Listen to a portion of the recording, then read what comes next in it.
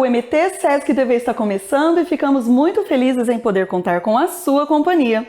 Se prepara que o Informando Saúde de hoje vem em dose dupla. E para começar eu te pergunto, você sabia que é fundamental realizar o pré-natal odontológico? Saiba mais agora! Olá, eu sou a Érica, sou dentista do Sesc e hoje estou aqui para falar com vocês sobre pré-natal odontológico.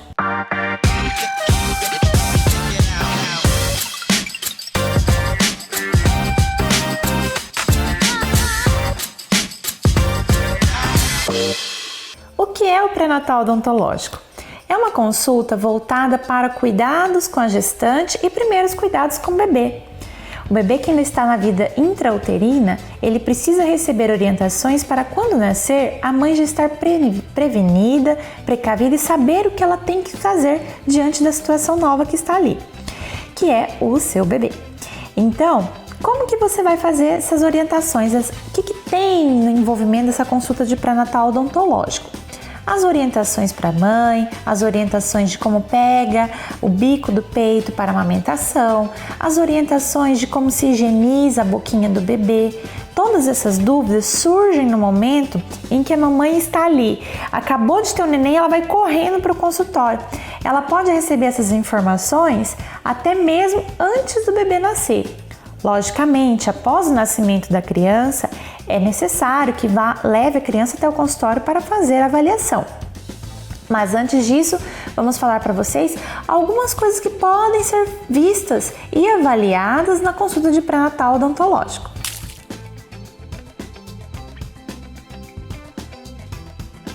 Nessa consulta de pré-natal odontológico, nós passamos algumas informações e orientações para mães a respeito de prevenções, cuidados bucais e lembrando com ela que o cuidado começa a partir dela. As primeiras orientações, lógico, são voltadas para a própria gestante, com os cuidados que ela deve ter.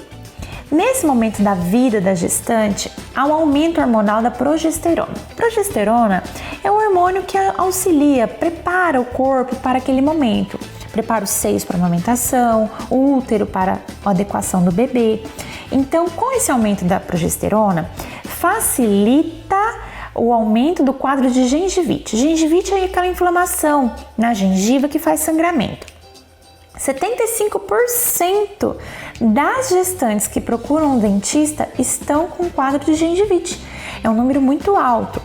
Eu falei para vocês que isso facilita a condição de gengivite, mas sabendo que é facilitada, vai da gestante ter um cuidado redobrado para evitar esse problema. Por que a gengivite aumenta? Eu falei para vocês sobre o hormônio da progesterona. Esse hormônio, ele evita a queratinização periférica. Nossa, que termo difícil! Isso, essa queratinização periférica, ela é o que ajuda ao quê? Não sangrar a gengiva. Então, se no momento ali não está tendo essa eficácia, vai facilitar o sangramento. Como que a mulher gestante previne esse quadro de gengivite? Através do uso de fio dental. O uso de fio dental, que antes de você estar gestante, você usava uma vez durante o dia, no máximo umas 3, 4 vezes na semana, você vai passar a usar todos os dias, de preferência antes de todas as suas escovações. O uso de fio dental não pode ser de forma bruta, ela precisa entrar de forma suave, deslizar no meio dos dentes, não sair desfiado. Se o fio dental sair desfiado, é algum problema que está acontecendo ali nos seus dentes. Será que é uma restauração desadaptada? Será que é uma cárie que está iniciando, desmineralizando? Então, o uso de fio dental é imprescindível. A entrada do fio dental entre os dentes deve ser de forma tranquila, suave, sem que machuque a gengiva. Se estiver machucando a sua gengiva, algo está errado. Procure o dentista para você saber que orientações que devem ser feitas da forma de instrução de higiene bucal. Nesse momento também da vida da gestante, é normal ter enjoos, principalmente no primeiro trimestre. A grávida, ela tem vários enjoos, especialmente matinais, e é bem nessa hora que ela vai escovar o dente. Na hora da escovação de dente, é comum aparecer lá no consultório que as grávidas estão relatando enjoos. Olha, eu não consigo passar a escova, o gosto do creme dental é muito ruim. Se for a questão do creme dental, a gente às vezes consegue fazer a modificação pelo uso do creme dental infantil.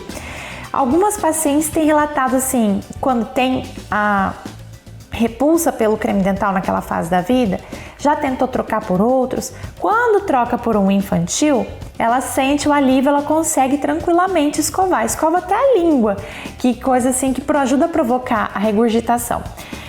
Mas se o problema for no ato de você sentir a escova tocando a boca, sentir a escova passando pela boca, realmente isso atrapalha um pouco mais. Alguns casos chegam a ser tão severos que as pacientes precisam fazer consultas periódicas semanais no dentista para aplicação de flúor e profilaxia profunda para ajudar no cuidado da saúde bucal. Se por acaso for questão da escovação, nós vamos ter que ver que método nós vamos fazer. Para isso você precisa avaliar. Vá na consulta de pré-natal odontológico e tire essas dúvidas. Nós estamos lá para esclarecer, nós estamos lá para atender vocês. Se por acaso você está vomitando demais, está regurgitando demais, aquele ácido que sai de dentro do estômago, ele prejudica a arcada dentária, podendo provocar até mesmo erosões. Nesse caso de erosões, acontece por quê? Por causa do pH da sua saliva que está muito ácido. Nesse caso, a gente pede que você tenha que mantê-la mais alcalina, para você manter um ponto neutro que não haja corrosão. Porque nesse momento, se você não está escovando o dente direito, por causa dos enjoos, está tendo enjoos, então fica mais fácil do meio bucal ficar ácido. O ácido do meio bucal, juntamente com a fermentação das bactérias que provocam a acidez no meio bucal, também podem provocar corrosões no dente da pessoa. E aí gerar cavitações, sensibilidades, dor. E ninguém merece levar uma gestante no tratamento de dor no consultório, não é verdade?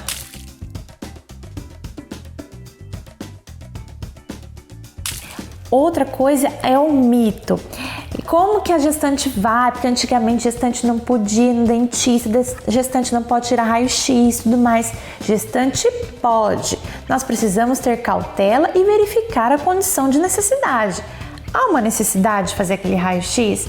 Há uma necessidade de fazer uso de anestésico? Há uma necessidade de controle daquela infecção? Visto que se você não controla a infecção, você leva esse risco para a gestante e para o bebê. Então, por exemplo, casos em que a gente vê que a gestante está com gengivite, que leva ao avanço da doença periodontal, está relacionado com parto prematuro. Então, é muito sério o cuidado com a saúde bucal.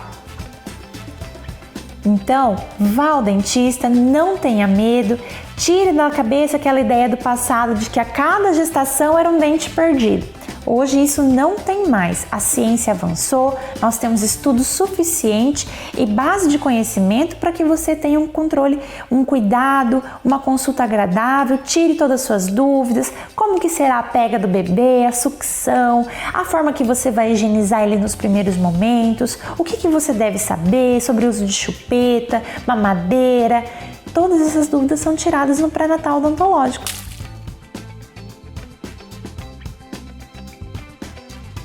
Vou passar uma dica para você, gestante, que está sentindo muitos enjoos e realmente não está conseguindo fazer sua higienização bucal.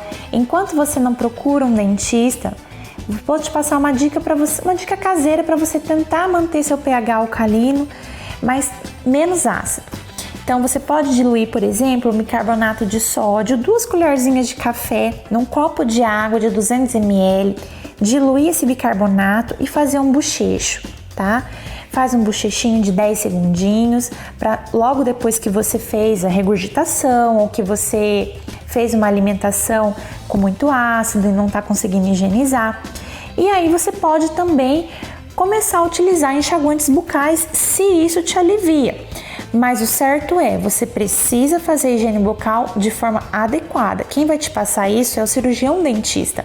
Então não fique só com enxaguante, só com dica de bicarbonato. Procure o cirurgião dentista para esclarecer e te ajudar melhor. Bom, pessoal, esse foi o nosso Informando Saúde de hoje. Espero que vocês tenham gostado. Bom, lembrando que aqui em Cuiabá, a nossa clínica do Sesc Odonto fica localizada na Rua Joaquim Murtim, número 504. O telefone para contato é 3313-8900. Liga lá, fala com o pessoal, está preparado para te atender, para saber como que é a forma de pagamento, como que é a forma de agendamento, os horários de funcionamento. Espero que vocês tenham gostado e até lá! Viu só quanta informação? Vamos agora para um rápido intervalo comercial e já estamos de volta.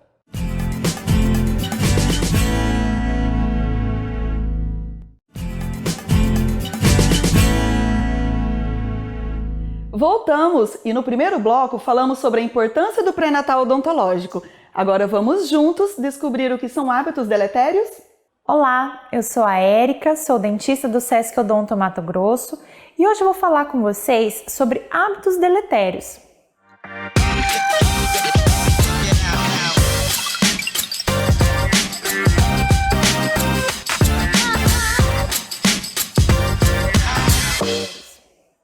Hábitos deletérios são hábitos nocivos à nossa saúde, hábitos que prejudicam a nossa saúde, tanto bucal, tanto fisiológica.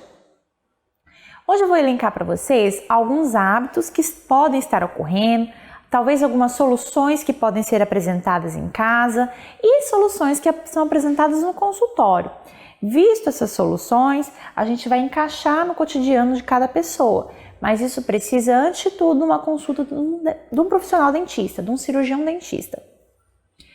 O hábito deletério, ele pode ser classificado como através da sucção digital, o famoso chupar-dedo.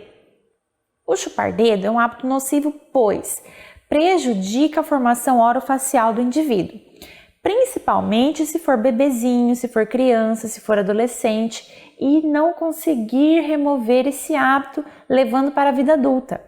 A correção se torna um pouco dificultosa porque envolve meios que precisam ser colocados, como por exemplo aparelhos ortodônticos, aparelhos ortopédicos. Então a gente precisa fazer uma avaliação minuciosa para cada paciente sobre a necessidade de intervir de forma mecânica, sobre a necessidade de corrigir de forma psicológica. Como que isso vai acontecer? Então, às vezes, precisa de um envolvimento multiprofissional. Precisa, às vezes, de uma fonoaudióloga, precisa, às vezes, de um nutricionista, precisa, às vezes, também de um dentista e precisa, às vezes, também de até um psicólogo. Então, o chupar-dedo, a sucção digital, o que ela é prejudicial? Já na vida intrauterina, durante a ultrassom, a mãe já consegue ver o filho chupando o dedo. Geralmente é o polegar. Muitas vezes o paciente consegue chupar os 2 dedos do meio da mão e isso acaba também prejudicando a remoção. Porque a criança, quando ela vem com esse hábito, ela precisa ser visto como será corrigido. É uma associação de tratamento psicológico com tratamento dentário para ver o que está deformando, o que está fazendo errado, onde que pode ser consertado. Quando é criança, já é visto, já foi se falado, que se ela tirar o hábito até antes dos 3, 4 anos de idade, a boca volta ao normal. Nem sempre pode voltar ao normal. O nosso conselho é remover sim o hábito antes da sutura palatina ser fechada. Assim como na nossa cabecinha tem moleira, na cabecinha do bebê, no céu da boca a gente também tem uma divisão ali no céu da boca.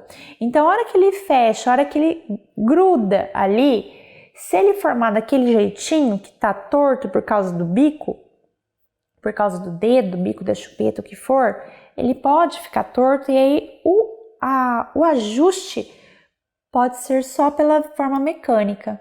Então, é uma dúvida que a gente não pode levar como fonte a remoção desse hábito antes dos 3 anos. Eu não posso ter isso como parâmetro, porque isso pode ser prejudicial para o paciente. Então, a sucção digital tem vários meios, tem aparelhos que são barras palatinas, que elas impedem a entrada do dedo, tem a forma que é psicológica, que é conversada, que é combinada com o paciente. Paciente, geralmente criança, não chupa dedo às vezes na escola, na frente dos coleguinhas. porque tem uma certa vergonha, mas chega em casa, né? O despejo emocional ali faz a criança colocar o dedo na boca. É um conforto para ela. Então isso tem que ser visto a cada paciente. Assim como tem paciente também que não tem vergonha nenhuma e no meio de todo mundo chupa dedo também. Então a gente precisa ver certinho como que tá esse paciente. Outro hábito ruim é o chupar chupeta. A chupeta, ela pode fazer uma confusão de bicos, assim como a mamadeira. Por quê? Principalmente para um bebê que está em fase de amamentação. O aleitamento materno é muito importante. O leite materno, ele fortalece o sistema imunológico da criança, não causa cáries e ele precisa ser feito para bom desenvolvimento orofacial da criança, um desenvolvimento imunológico da criança. Então, se há esse uso de chupeta e mamadeira, pode haver a confusão de bicos. O bebê pode não fazer a amamentação de forma correta e pode muito bem abandonar a amamentação muito cedo, de forma precoce, que prejudica o seu desenvolvimento. Então, a chupeta deve ser evitada. Ah, mas eu já coloquei a chupeta, a criança chora, é muito difícil. A remoção da chupeta não pode ser feita de forma abrupta, porque a criança ela precisa entender que está sendo removida, o porquê que está sendo removido. Os pais têm algumas técnicas que a gente ensina para os pais para poder fazer a remoção, para a gente poder tirar esse hábito da criança. A chupeta, ela não importa se o bico dela é ortodôntico, se o bico dela parece o seio, nunca será igual. O esforço que a criança faz nessa sucção não nutritiva é ruim para ela. Então, o que a gente às vezes orienta aos pais? Quando o bebê estiver dormindo, remove sem ele perceber, faça o tratamento de barganha, tenta fazer com que ele ganhe uma recompensa por aquilo, faça ele entender. Não pega a chupeta e esconde do nada, de uma hora para outra, que a criança vai procurar. E a hora que ela procurar, ela vai chorar bastante. E os pais vão acabar cedendo novamente. E a criança vai ver que tudo na base do choro, ela vai começar a conseguir conquistar. Então a gente precisa ter uma forma que seja conversada, uma forma que seja explicada para a criança, principalmente para as crianças que já estão grandinhas. Então tudo deve ser feito com um tratamento multiprofissional e com a participação da família. Outro hábito é a mamadeira. A mamadeira tem que ser vista caso a caso, porque tem casos que a criança precisa daquela nutrição. Às vezes teve algum problema com a nutrição do aleitamento materno, então a gente não sabe o que é que envolveu, o que é que levou a mãe a precisar inserir a mamadeira. Então a mamadeira, o fluxo de saída do alimento que está ali dentro é muito mais fácil do que o esforço que o bebê faz no peito.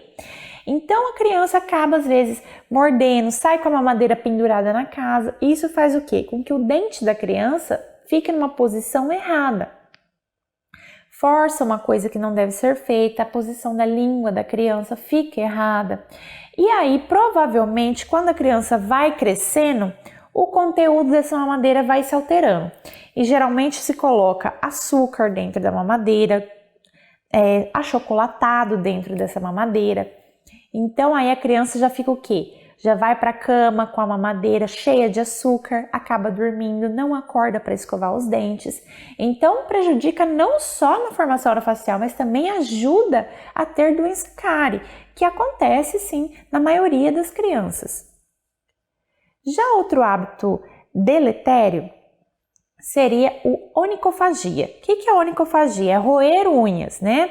O fato de você roer as unhas é prejudicial. Ela pode ser ruim para você, você se machuca, leva problemas para a sua boca, vírus, bactérias, fungos. Isso aí é prejudicial para o paciente, até mesmo para a sua mordida. Então, onicofagia se encaixa também em hábitos deletérios. Seu tratamento vai ser baseado que o dentista avaliar na consulta e com equipe multiprofissional se necessário. Outro hábito deletério é o bruxismo. O bruxismo é o ranger ou apertar os dentes. Esse hábito é bem ruim para os pacientes, especialmente adultos, né? As crianças depende muito do que está acontecendo, contexto social. Às vezes é algum probleminha na escola, às vezes é falta de uma atividade interativa em família, às vezes é uso de muita multimídia, falta de higienização do sono. A higienização do sono é aquela higienização que a gente fala que não pode ter uso de equipamentos eletrônicos até 2, 3 horas antes de dormir. Um banho morno antes de dormir, evitar alimentos pesados, alimentos à base de cafeína, refrigerantes, alimentos muito açucarados. Então, são fatores que ajudam a evitar o bruxismo infantil, visto que a criança não tem nenhum outro tipo de problema, mas isso deve ser avaliado caso a caso. Assim como no adulto, o bruxismo é prejudicial porque começa a fraturar dentes, a causar dor, tratamento de canal no dente definitivo. Então é um pouquinho complicado. Já na criança tem a questão também da troca de dentes, né?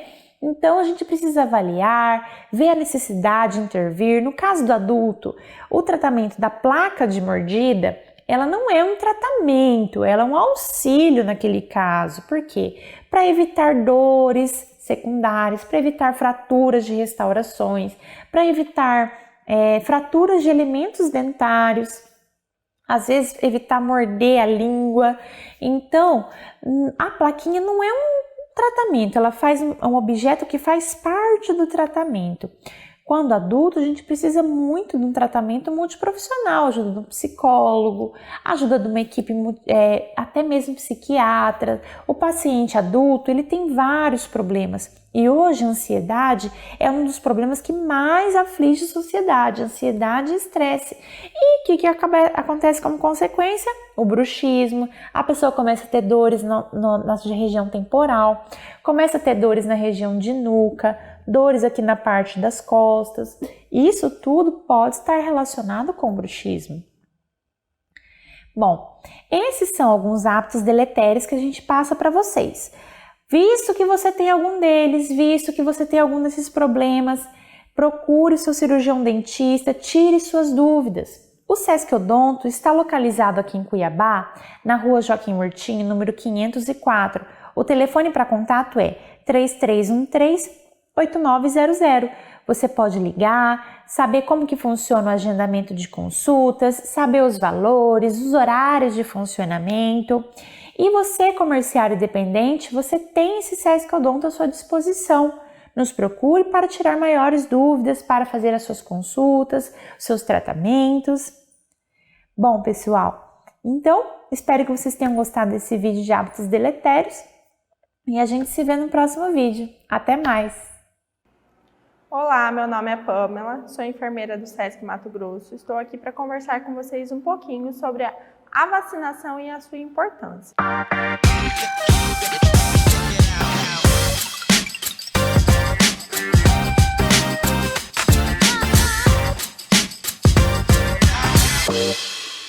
O Brasil possui um calendário de vacinação mais completo do mundo. Ele é gratuito e é um direito de todos nós. Vacinar é uma ação de prevenção e promoção à saúde coletiva, e a sua indicação deve ser respeitada, pois é a forma mais segura de prevenir contra as doenças graves. Como a vacinação ajuda o nosso sistema imunológico? Quando uma pessoa é infectada pela primeira vez por um antígeno, uma substância estranha no organismo, o sistema imunológico produz um anticorpo para combater aquele invasor. A produção não é feita em velocidade suficiente para prevenir que a doença exista, já que o sistema imunológico não conhece aquele invasor. Por isso, a pessoa fica doente. Se aquele organismo invadir o corpo novamente, o sistema imunológico vai produzir anticorpos em uma velocidade suficiente para evitar que a pessoa fique doente uma segunda vez. Essa proteção é chamada de imunidade. A vacina gera imunidade com os mesmos antígenos que causam a doença, mais enfraquecidos ou mortos.